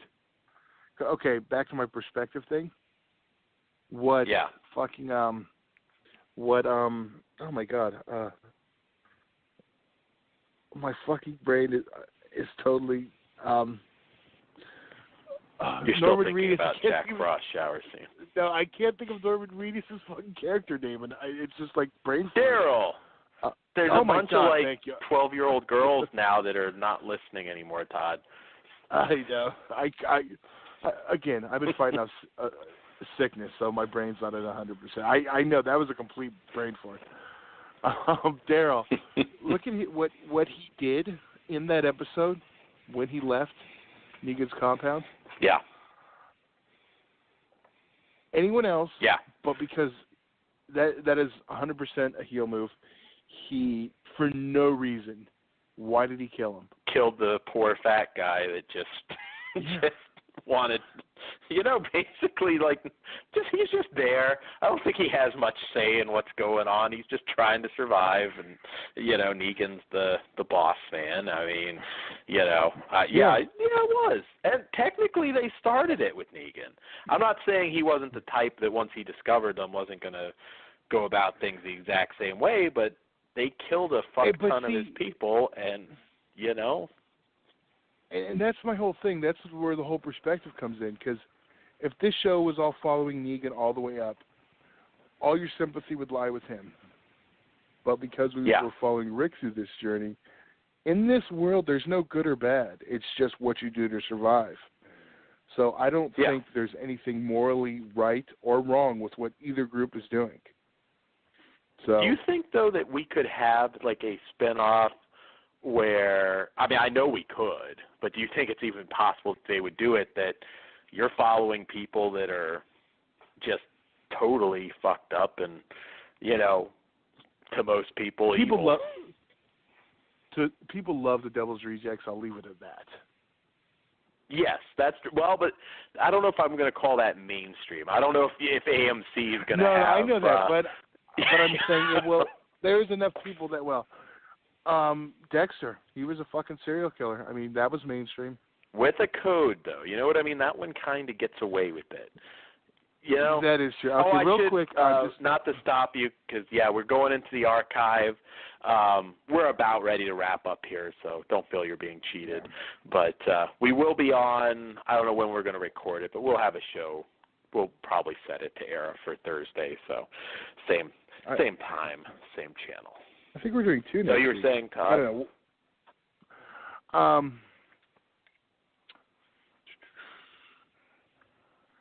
I completely forgot. Damn it, Dan. Devil's I think they can work. We left off on. No, it was Dexter, but you said with the code. Oh, yeah. I think it could, because while watching it, you're not going to know if they're good or bad, because it's all the way it's done. I mean... That's true. That's true. Yeah, I thought Bill it was a dick. Moseley needs I thought to it was put a dick the gun move. I thought it was a dick move when they attacked, the Saviors and killed them all last season. Or was that this season? The heel. I don't even know. Last season. Okay, I know. They kind of blend at this point. We get all these breaks every once in a while. I can't figure out which is which. Yeah. This is the end of a half season. Yeah, that part I do know. I just couldn't remember if that was in the beginning of this season or the end of last. It's been a minute. End of last. Oh, yeah. Yeah, that completely makes sense because I forgot our everyone freaked out. They had to wait a few months to see what happened, who died. Yes. How could I forget that? The full heel turn episode. Yeah. And yeah, I think it would be interesting, especially with that character, because we don't know, because technically, Megan's got a code for him.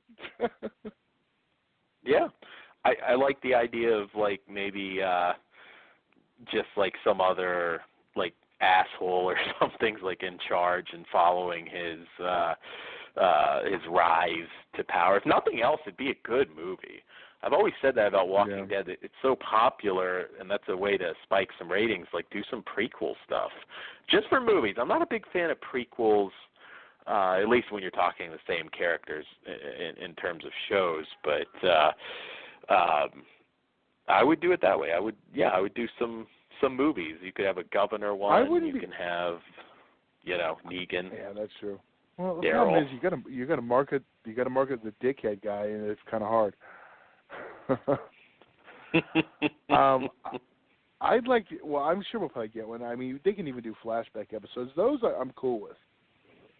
Yeah, I like flashback episodes. I mean, Lost was 75% flashback episodes. So, and then it was flash forward episodes, and then I was confused, and then they lied to us the whole time because it really was the heaven. Spoiler. If you haven't watched Lost, they all get to go be with Jesus. Because they fucked us in the end too. Yeah, they kind of did, but that's a long convo. But yeah, no, I'm excited to see the next one. Like I said, I just hope I know Negan's back next season, so I don't think they're going to kill him immediately. I mean, because he should have a decent arc. Because, number one, I don't know that they're going to be able to get away now. I thought it'd be hard after the governor, but having some new ultra badass villain. I think it's going to be hard to get back to that. And apparently Walking Dead is going at least 12 seasons. So we're only a little over halfway done because Kirkman's got 12 seasons mapped out, and supposedly I think you're getting at least that. So we shall see. So Todd, you excited for Roadblock? I know these pay-per-views now come so fast, it's like you almost forget. Yeah. I get a deathmatch tournament Saturday, so I think I'll probably be pretty exhausted come Sunday. Hopefully I remember it's on. Yeah, I'll try and remind you, but yeah, no. That was a pretty racy Enzo segment with Lana, though. I was watching that and I'm thinking, shit, is Enzo about to get a blowjob in a hotel room? I mean, I knew Rusev was coming out, but it's like this is kind of a little bit R-rated. Yeah, I was surprised. We haven't seen that kind of stuff in quite a while. No, I hope it's the return. I know it's never going to happen, but yes. You got Mexico. All right, for since that. I brought it up earlier, I'm bringing it up again. Kevin Owens healing the little kid. Yes. Oh, thank God. I was trying to remember. I'm like, what were you saying we were going to talk about? Total fucking bullshit. Number one, at a wrestling event, even a WWE event, you have people that might occasionally yell stuff that's not appropriate for a kid. And, I'm sorry, pussy. I'm just going to say it. Yeah. Pussy. There's no, your heels are too heely. It's just, it doesn't, what's your take on it? Well, this is the guy who went too far and got punched in the face by a wrestler at a wrestling show. So I may not be the best on judgment, but I will say this: I fault the mother. The mother knows she's at a fucking professional wrestling show. Yes, he's a fucking of course. hero. And if they're such big fans, they know this.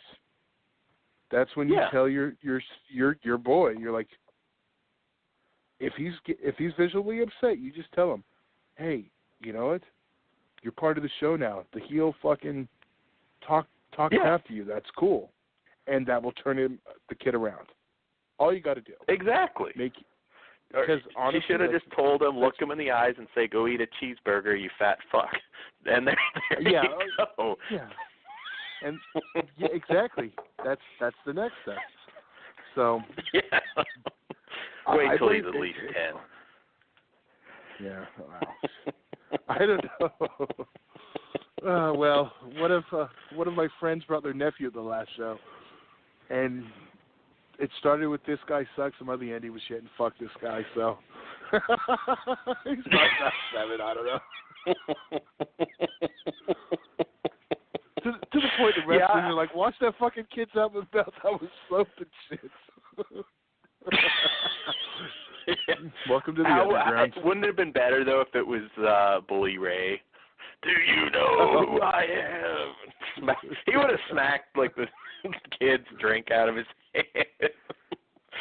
I know. I hope, and I haven't looked at much wrestling news today, but I hope that I don't hear that this lady and her son are going to be appearing with Triple H and getting backstage passes, because I think it sets a horrible precedent. I agree. And I hope Owens isn't in trouble for that tweet that he made about getting free stuff, because I think he hit the nail on the head. I think that's the one good thing about having Triple H like overseeing a lot now, is he gets what it is to be a true heel. Yeah. And well, he made a kid cry, and the kid got to go backstage. I'm just saying. Yeah, that is true, but he didn't make the kid cry. And I love that everyone's been sharing the Ric Flair clip with the Hurricane mask. I don't know if you saw that one going around again. When Hurricane came out, put the mask on the kid, and Hurricane was facing, I can't remember which member of Evolution. Flair fucking ripped it off his head, ripped it up, and stomped on it and threw it on the crowd. I was like, oh, yes. That's it. That is. And I think people have to understand that's the fun part of a wrestling show. I don't want it to be, now if a kid looks upset, Kevin Owens has to go give him a hug. Yeah. I'm sorry, it's just taking things too far. And it's not like he just like said, I fucked your mom or anything. Now, I did an XPW show, that could very well have happened. I still remember Kronos. It's like, that's not what your mama said when I was banging her in the fucking ass. And I was like, yeah, this is not. That's what I love. That's what I loved about XPW. But it just, I don't know. People are being. People nowadays, it's just like they make no sense. Like, don't get to just constantly bitch about everything that upsets you and expect it to be changed. I mean, just leave it at it happened. Nobody did anything wrong. You're not entitled to something because it happened, because that wrestlers have been doing stuff like this for 100+ years. It just, get over it. Yeah, I know. Imagine if it was Tor's sign-up too. Yes. I still am telling you, though, maybe the longer it goes by, but I'm still expecting something on WWE.com of that kid, like, posing with John Cena or something. I know. Getting his hug from Kevin Owens. No, it has to be Roman Reigns. There you go. Yeah. Now that would have, I don't know. I couldn't really see the kid too clear. I have a feeling she's kind of adding to this story. That's just an impression I get. You know, I have a feeling she's just thinking, oh, WrestleMania tickets or something. But anyways, I will say Kevin Owens, I hope he keeps the title for a while. I hope AJ keeps the title for a while. I think it's time to, I don't know, lessen this James Ellsworth stuff because I'm starting to get tired of it. And I hope they both take the gold into WrestleMania. Because I don't know if the Undertaker thing's happening now, because everybody was saying Styles is going to drop the gold to Taker so he can wrestle Cena at Mania, and I'm like, I don't know, maybe not now. It's hard to say, because I have a feeling they're going to pull a trigger on Seth Rollins Triple H before Mania. Now that he's talking about that, I think that's going to be at the Rumble. But time will tell. But anyways, we should probably get going, and we will see you guys next week. Same time, same channel. Yes, we will. And good night, y'all. Let me just get... Sorry, I'm still on the board. It's frozen. That's I think okay. we're out now. All right. Good night, and we'll see you next week. See you next week. It's here. Hello? Have you checked the children? They're all pot dolls. Whatever you do, don't fall asleep. I'm afraid! Don't be afraid! No. Be afraid. Be very afraid. Here's Gingy. Pain has a face. Allow me to show it to you. Gentlemen, I am pain. I met this 6-year-old child with this blank, pale, emotionless face. The blackest eyes, the devil's eyes. You think that when you die, you go to heaven. You come to